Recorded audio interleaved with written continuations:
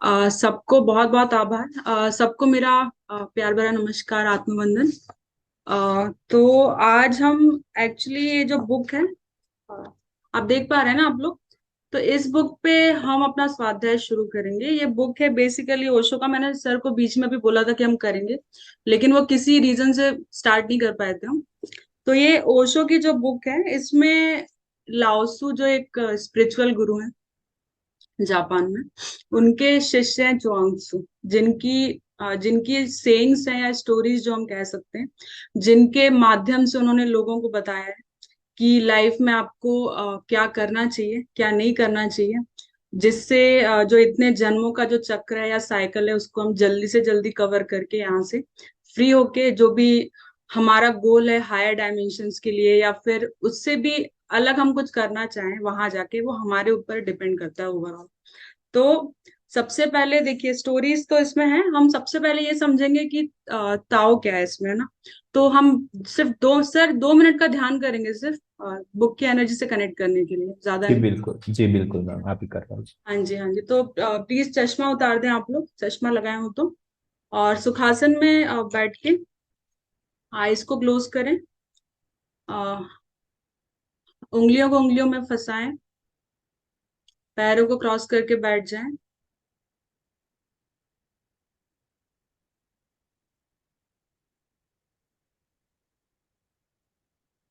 अपनी आती जाती सांसों पे ध्यान दें मास्टर्स।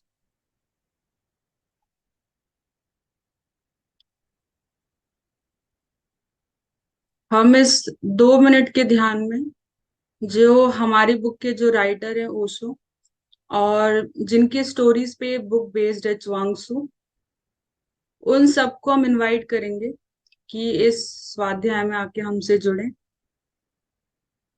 तो यहाँ इस मंच पे हम इनवाइट करते हैं।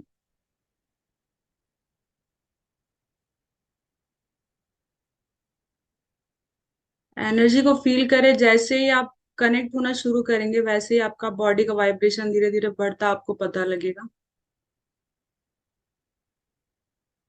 हमारे परम गुरु ब्रह्मर्षि पितामह पत्री जी, महाअवतार बाबा जी,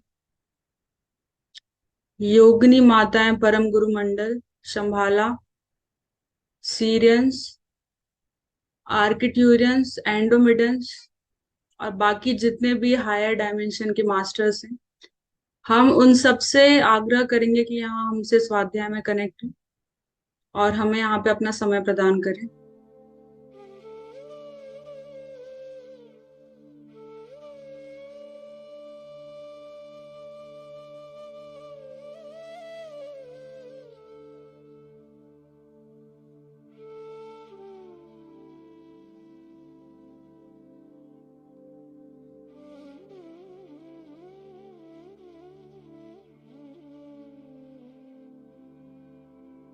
अपनी आती जाती सांसों पे ध्यान दें। सहज भाव से आती हुई सांसों को देखें मास्टर्स।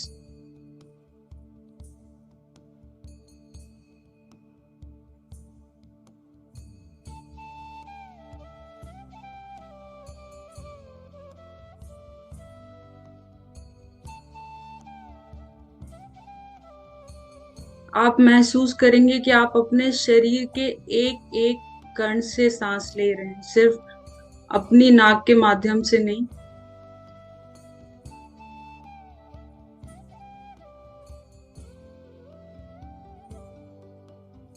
Last 1 minute.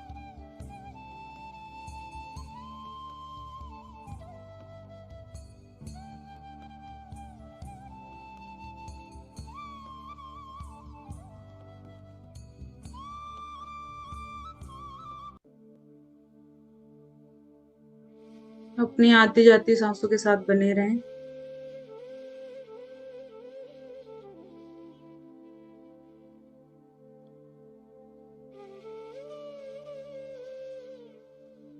हम सारे मास्टर्स का आभार प्रकट करते हैं, जो भी हमसे यहाँ पे स्वाध्याय में आके जुड़ रहे हैं, सारे मास्टर्स को।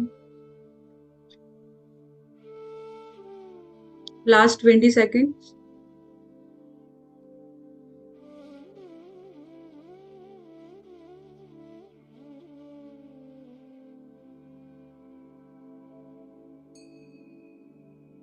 Last 10 seconds. अपनी दोनों हथेलियों को अपनी दोनों आंखों के ऊपर आराम से रखें। 10, 9, 8, 7, 6, 5, 4, 3, 2, 1, 0। अपनी आइज को आराम से खोल लें। अब हम शुरू करेंगे। तो मैं ये बोल रही थी कि पहले सबसे पहले हम ये समझेंगे ना कि ये जो ताओ का ये जो पाथ है, ये क्या होता है एग्जैक्टली, है ना। तो जैसे आप लोगों ने सुना होगा कि जापान में दो तरीके की टीचिंग्स चलती है नॉर्मली वहां पे। तो एक तो जैनिज्म है, मतलब जो बुद्धिज्म का जो फॉर्म है जो वहां पे चलता है। तो उसके थ्रू जो टीचिंग्स है, एक वो वाला ग्रुप है।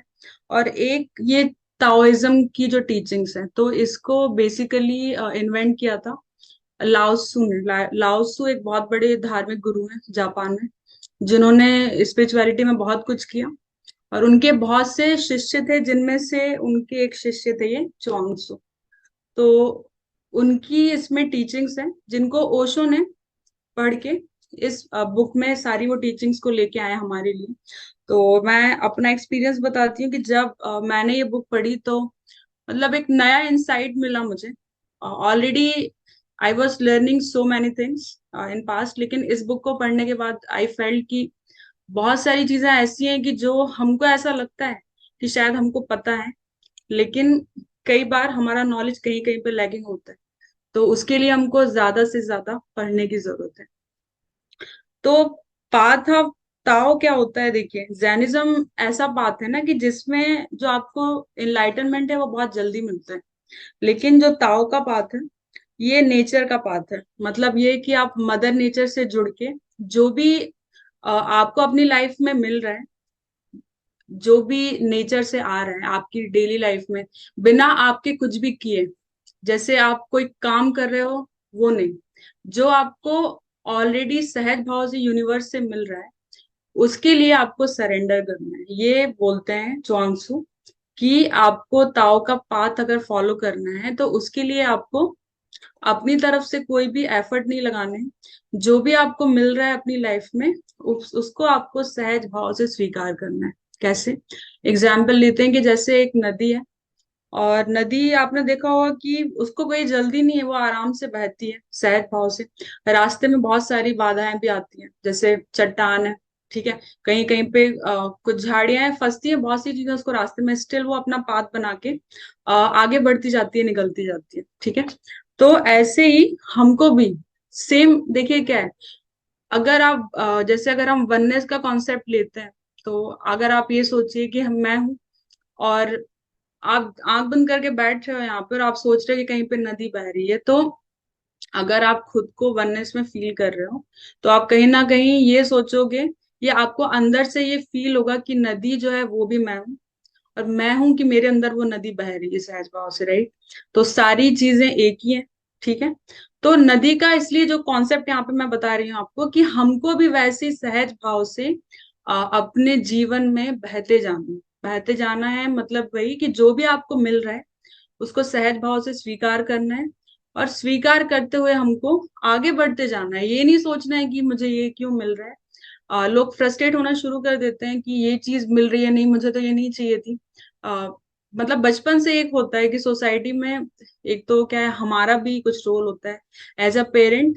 और और उसके अलावा दूसरी चीज ये है कि देखिए, एक छोटा बच्चा पैदा होता है तब से उसकी एक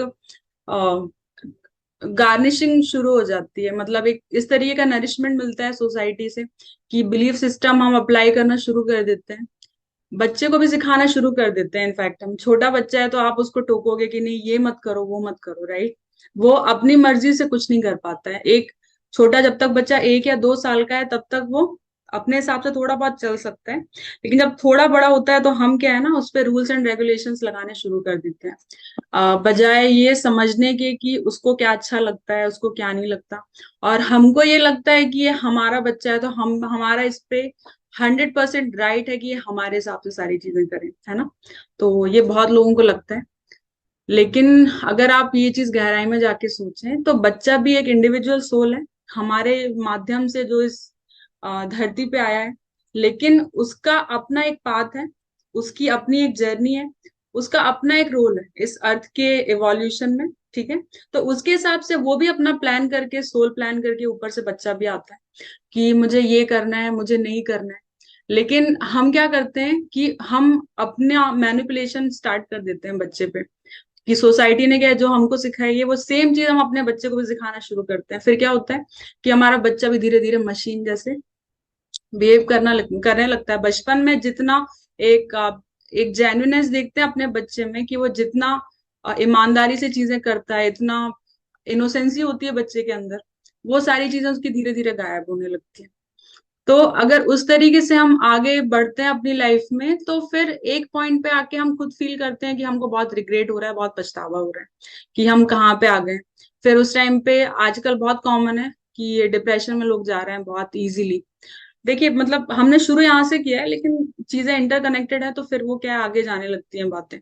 तो ये टीचिंग्स हमको अपनी लाइफ में अप्लाई करनी है, ये सिर्फ सुनने के लिए नहीं है कि आप और मैं यहाँ पे बैठ के मैं बोल रही हूँ आप लोग सुन रहे हैं, ऐसा नहीं करना है। इसको हम सुन रहे हैं, इसका मतलब ये है कि अपनी लाइफ में इसको हमको अप्लाई करना है, राइट। जैसे मैं पढ़ती हूँ, तो मेरा ये रहता है कि मैं रिलेट करती हूँ और मैं अपने जीवन में हमेशा उतारती हूँ चीजों को, कोशिश करती हूँ अपनी तरफ से।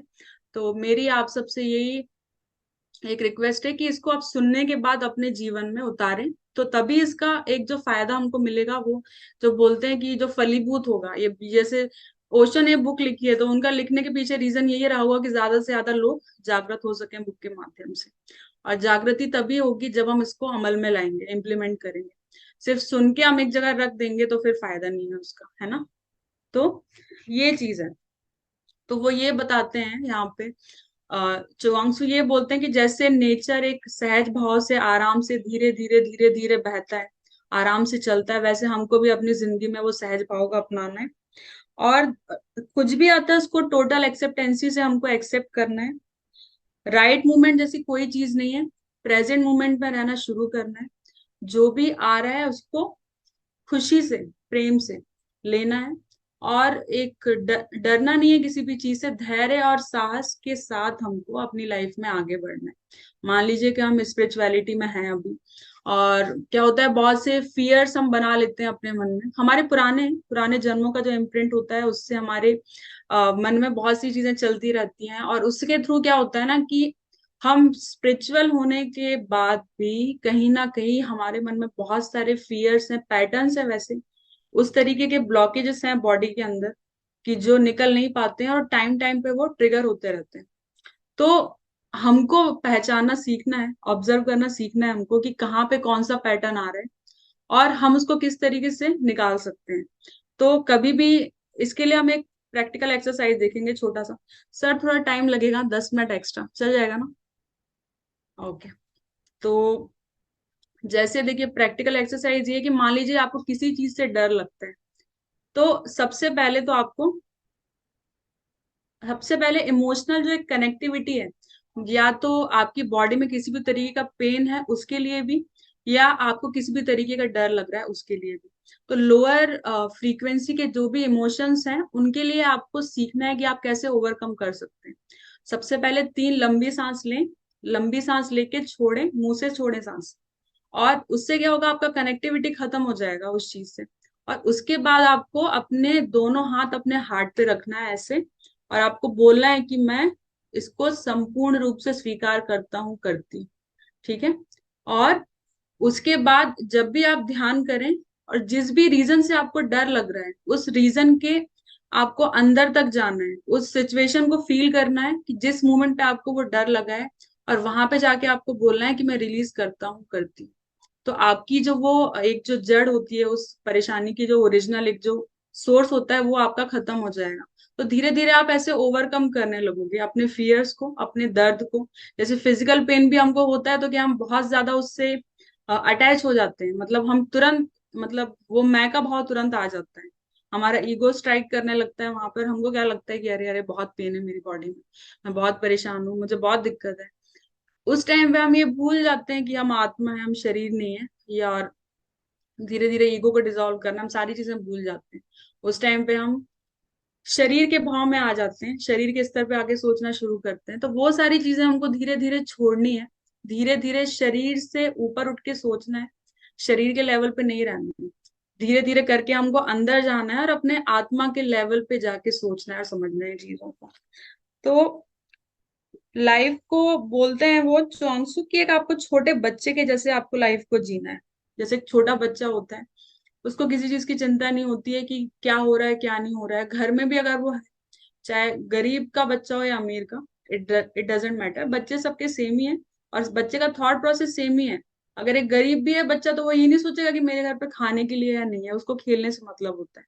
तो कहने का मतलब है कि जिस जॉय के साथ वो लाइफ को जी रहा है, बिना फ्यूचर की चिंता किए कि क्या होगा क्या नहीं होगा नेक्स्ट मोमेंट में, वो मजे में रहता है। बच्चा तो वैसे ही, हमको भी मजे में रहना शुरू करना है। जो भी आता है करने के लिए उसको बहुत प्यार से, शांति से, आराम से करना है। जल्दी नहीं करनी है किसी भी चीज में, और परेशान होना बंद करना है चीजों के लिए धीरे धीरे। तभी जो एक आत्म जागृति है जो हम चाहते हैं अपनी लाइफ में, वो हमको मिल पाएगी धीरे धीरे। तो यहाँ पे वो एक एग्जाम्पल देते हैं, एक बुद्धा की एक स्टोरी बताते हैं वो, कि बुद्धा जी जब गए जंगल में, जाके उन्होंने ध्यान करना शुरू किया। तो काफी टाइम तक तो वो उठे नहीं, वो ध्यान ही करते रहे। लेकिन एक जो जो स्टेट वो चाहते थे, कि जागृति वाला जो एक स्टेट है, वो उनको नहीं मिल रहा था। तो उसके बाद 6 साल तपस्या जब उन्होंने किया, तो वो बहुत ज्यादा अंदर से उनको एक फ्रस्ट्रेशन आने लगी, गुस्सा आने लगा कि कुछ भी नहीं हो रहा है, क्यों नहीं हो रहा है। और उस मोमेंट पे आके उनकी सारी जो होप्स होती हैं, आशा जो होती है, वो उनकी खत्म हो गई। उनको लगा कि शायद मैं कभी वो स्टेट को अटेन नहीं कर पाऊंगा। तो उसके बाद वो बहुत ही ज्यादा निराशा में चले गए, और उनको लगा कि इस जिंदगी में कुछ भी नहीं है। तो उनका उस टाइम पे उनका ईगो भी डिसॉल्व हो गया। वो जो एक मैं वाला जो स्टेट था कि मैं हूं, वो भी नहीं रहा। क्योंकि उनको लगा कि सब कुछ खत्म हो गया। जैसे होता है ना कि कहते हैं कि हमारा जो शरीर है, ये शरीर जब तक टूटेगा नहीं तब तक हम अंदर से हमारी चीजें बाहर नहीं निकलेंगी। तो उनका भी कहीं ना कहीं वो वाला स्टेट नहीं आया था। जब सारी होप्स खत्म हो गई, तो ये शरीर के अहंकार के स्तर से ऊपर उठ के, उसके बाद जब वो रात में सोए उस दिन, तो उनको कोई भी ड्रीम नहीं आया। ऐसा बताते हैं वो, कि क्योंकि उन्होंने उस दिन से उन्होंने सोचा कि अब मैं कोई भी एफर्ट नहीं लगाऊंगा। वो एफर्टलेसनेस वाला एक जो स्टेट होता है उसमें आ गए। और उसके बाद सुबह सुबह उनकी नींद खुली। तो सुबह जब नींद खुली तो उन्होंने ऐसे नॉर्मली उन्होंने ना स्काई की तरफ देखा, तो उनको ऐसी चीजें दिखी उस दिन पहली बार जो उनको पहले उसके कभी नहीं दिखी थी। तो फर्स्ट टाइम उन्होंने बहुत सारी चीजें ऐसी महसूस की जो वो कभी पहले नहीं कर पाए थे उसके। तो वो बुद्धा जी वहां पे ये मतलब उनको उन्होंने ये बताया है कि जो वो एफर्टलेसनेस वाली स्टेट में है, तभी उस चीज को वो अटेन कर पाए। कि वो छोटी छोटी चीजों को जब देखना उन्होंने शुरू किया और समझना शुरू किया, जो पहले वो नहीं कर पा रहे थे, है ना। तो उस रात के बाद से उनकी ना कोई इच्छा थी, ना कोई गोल था, ना वो कहीं जाना चाहते थे, ना कहीं आना चाहते थे। मतलब प्रेजेंट मोमेंट ही अपने आप में सफिशिएंट है, अपने आप में संपूर्ण है। जो हमारा ये प्रेजेंट मोमेंट चल रहा है, ये अपने आप में संपूर्ण है, ना कोई फ्यूचर है ना कोई पास्ट है। ये चीज वो समझ गए। और जब वो समझ गए अंदर से, जब वो जानकारी उनको मिली, जो जागृति हुई अंदर से, उसके बाद से फिर बुद्धा जी को निर्वाण मिला, और फिर बहुत सारे शिष्य हुए उनके, और फिर वो उनकी जर्नी चलती रही आगे। तो चुआंगसू यही बोलते हैं कि आप शुरू से, स्टार्टिंग से आपको ट्राई करना है कि आप एफर्ट ना लगाओ, कम से कम एफर्ट लगाओ। और जो भी आपका नेचर से जो आ रहा है उसको लेना शुरू करो, और प्रेजेंट मोमेंट में रहो। जैसे एक उन्होंने यहाँ पे स्टोरी बताई है स्टार्टिंग में, और एक वहां यहाँ पे एक छोटी सी उनकी पोयम है, जिसमें व्हेन द शू फिट्स, जैसे बुक का नाम ही है व्हेन द शू फिट्स, है ना। तो इसका मतलब ये है कि क्या होता है कि जैसे जब जूता हमारे पैर में फिट हो जाता है, इसमें यही बताते हैं कि जब तक यह जूता हमारे पैर में फिट नहीं होता, तब तक हमको क्या होता है उससे, हम कहीं ना कहीं कॉन्शियस रहते हैं जूते को लेके। हमारा पूरा ध्यान कहाँ रहता है, शू में रहेगा। लेकिन जब हमको पैर में वो फिट हो जाता है, तो फिर हमारा ध्यान वहां से हट जाता है। ऐसी सेम चीज हमारी बॉडी पे भी अप्लाई होती है। कि कहीं मान लीजिए कि किसी भी बॉडी के किसी भी पार्ट में अगर थोड़ा सा भी पेन है, तो हमारा पूरा ध्यान वहां पे जाता है, राइट। लेकिन अगर वही बॉडी, आपकी सारी बॉडी, अगर सारे एलिमेंट्स खत्म हो जाए आपकी बॉडी से, तो आपको क्या लगेगा, आपका ध्यान रहेगा बॉडी पे? नहीं। एक वो कॉन्शियसनेस जो बॉडी को लेके रहती है वो नहीं रहेगी। तो फिर इसका मतलब ये है कि आप बॉडी से उठ के आप दूसरे लेवल पे सोचोगे, है ना। तो ये चीज को हमको खत्म करना है धीरे धीरे। और इसके अलावा सर, कितना टाइम है अभी हमारे पास? 10 मिनट और है, ले सकते हैं। तो देखिए क्या होता है ना कि एक चीज वो यहाँ पे ये भी बताते हैं कि संसार में इतने सारे जो लोग रह रहे हैं, और बहुत सारे लोग सोचते हैं कि हाँ, घर हम छोड़ के चले जाएंगे जंगल में। सारे जो भी चीजें हमको परेशान कर रही हैं, देखिए क्या है कि जो भी हम इमोशंस फील करते हैं, नेगेटिव इमोशंस भी हैं, वो हमारा अंदर अंदर से ही निकल के आ रहा है। जो भी हम फील कर रहे हैं, जो बुराइयां हम दूसरे में ढूंढते हैं, कमियां ढूंढ रहे हैं, वो हमारे रिफ्लेक्शन है जो बाहर हमको दिखता है। तो इसका मतलब ये है कि कहीं ना कहीं हमको उन सब चीजों को ओवरकम करना है। लेकिन हम क्या करते हैं, हम सामने वाले को ब्लेम करना शुरू कर देते हैं। और कई लोग जो स्पिरिचुअलिटी में जो बढ़ना चाहते हैं, या आप ये समझ लो कि पहले के जमाने से चल रहा है कि लोग जंगल में जाके तपस्या शुरू कर देते हैं, या फिर वो हिमालय चले जाते थे पहले। तो वहां पे जाके तो करना बहुत इजी हो गया ना। वहां पे आपको कोई मिलेगा नहीं कि जो आपको वहां पे ट्रिगर कर रहा है। कोई कोई इंसान है नहीं वहां पे, आप अकेले हो। आप अकेले बैठ के कर रहे हो तो आपको सही लग रहा है। लेकिन सोचने वाली बात यह है ना कि अगर आप फिर से अगर आप लोगों के बीच में जाओ तो क्या आप उसी स्टेट में रहोगे? क्या आपने आपके सारे जो भी लोअर फ्रीक्वेंसी के जो भी इमोशंस है उनको ओवरकम किया? तो जंगल जाके तपस्या करने से या हिमालय में जाके करने से नहीं होगा। कहने का मतलब ये है कि छोड़ना कुछ भी नहीं है। आप जहां पे हो वहीं पे रहना है। वहीं पे रह के जब तक आप कोशिश नहीं करोगे करने की, तो आप चाहे हिमालय में रहो चाहे आप घर पे रहो, बात सेम ही है। और ये सेम चीज वहां भी अप्लाई होती है कि जो लोग कहते हैं कि मेरी फैमिली में मुझे अच्छा नहीं लग रहा, मुझे दूसरी फैमिली चाहिए थी, या इस तरीके की बातें। तो उसके लिए एक चीज ये भी है कि मान लीजिए कि हमारा ये प्रारब्ध कर्म है कि हमको इस फैमिली में आना है और हमको ये सारी चीजें इस जन्म में अपने जो भी कर्म है वो बैलेंस कर। अगर आप वहां पे नहीं रहेंगे, आप बैलेंस नहीं करेंगे, तो आपका वो एड ऑन होता जाएगा, एड ऑन होता जाएगा, बढ़ता जाएगा, बढ़ता जाएगा।